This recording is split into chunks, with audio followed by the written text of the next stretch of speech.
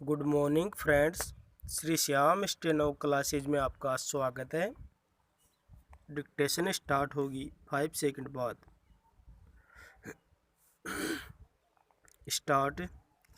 इसमें कोई दो राय नहीं कि कोरोना के संक्रमण से बचाव फिलहाल एक प्राथमिक ज़रूरत है। विराम। इस स्थिति में सबसे बड़ी चुनौती शैक्षणिक संस्थानों के रूप में स्कूल और कॉलेजों के सामने है। विराम। पिछले 5 महीने से स्कूल कॉलेज बंद है और उसकी भरपाई के लिए ऑनलाइन माध्यम से पढ़ाई पर जोर दिया जा रहा है। विराम। लेकिन इसके लिए जरूरी संसाधनों के मामले देश भर में जो तस्वीर है उसमें क्या ऑनलाइन शिक्षा की ओर बढ़ते कदम कोई बेहतर नतीजा दे सकते हैं? क्या स्कूलों में पढ़ने वाले सभी विद्यार्थियों के लिए नियमित स्कूली पढ़ाई का यह एक कारगर विकल्प है? ऑनलाइन शिक्षा व्यवस्था को मुख्य विकल्प बनाने से पहले क्या जमीनी स्तर पर इसके असर का अध्ययन किया गया है? अगर इस माध्यम पर निर्भरता की वजह से देश के कुल बच्चों का एक बड़ा हिस्सा पढ़ाई लिखाई से वंचित हो जाए तो इसकी सार्थकता पर सवाल उठेंगे। विराम। राष्ट्रीय शैक्षिक अनुसंधान एवं प्रशिक्षण परिषद यानी NCERT की ओर से देश भर में कराए गए एक सर्वेक्षण में जो तस्वीर उभर कर सामने आई है वह ऑनलाइन माध्यम से पढ़ाई की सीमाओं को ही रेखांकित करती है। विराम। पेरा। सर्वेक्षण के मुताबिक देश भर में 27% विद्यार्थियों के पास स्मार्टफोन या फिर लैपटॉप जैसी बुनियादी संसाधन ही नहीं है जिसके जरिए वे ऑनलाइन कक्षाओं में शामिल हो सके। विराम। 28% लोगों ने बिजली की उपलब्धता को एक बड़ी समस्या बताया। विराम। फिर आर्थिक वजह से इंटरनेट तक पहुंच और नेटवर्क की स्थिति की हकीकत किसी से छिपी नहीं है। विराम। बहुत सारे शिक्षक भी अभी तकनीकी तौर पर प्रशिक्षित और सहज नहीं है। विराम।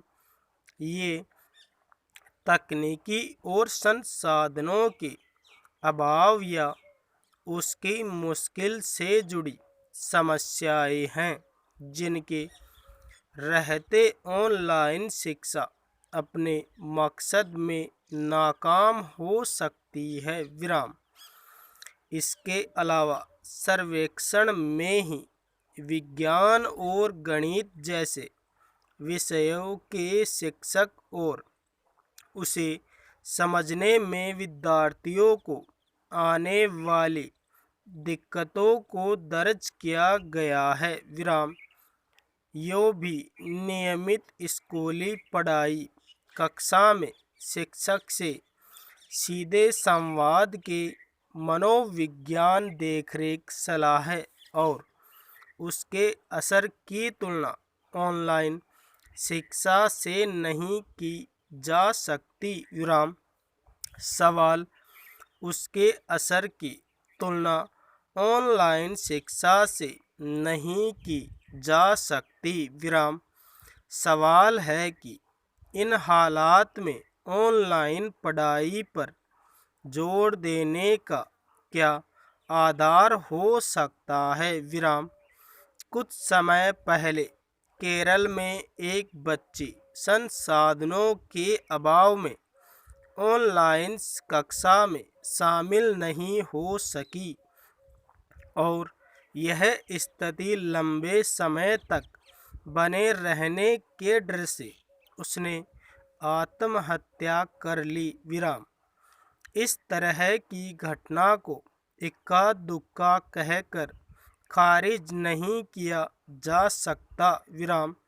हमारे देश में ज़्यादातर आबादी जिन हालात में गुजर बसर करती है उसमें अभाव की स्थितियों का अंदाज़ा लगाना मुश्किल नहीं है।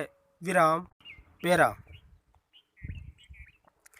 यह ध्यान रखने की ज़रूरत है कि NCERT के सर्वेक्षण में केंद्रीय विद्यालयों, नवोदय विद्यालयों और CBSE से संबद्ध स्कूलों में पढ़ने वाले करीब 18,000 के आसपास ही बच्चे शामिल थे। विराम।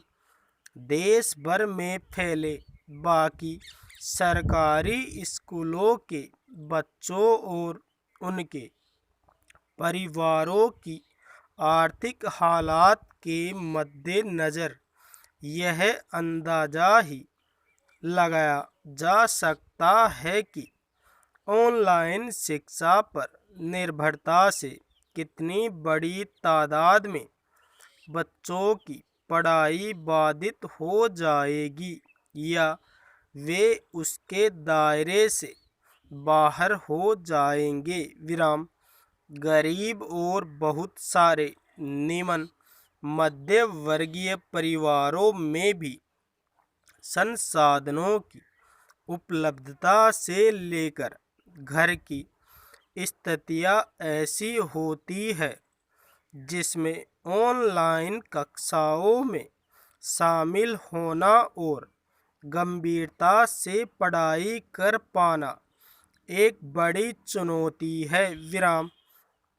ऐसे में सबके लिए शिक्षा जैसे नारा और शिक्षा का अधिकार कानून को कसे जमीन पर उतारा जा सकेगा। पूर्ण विराम।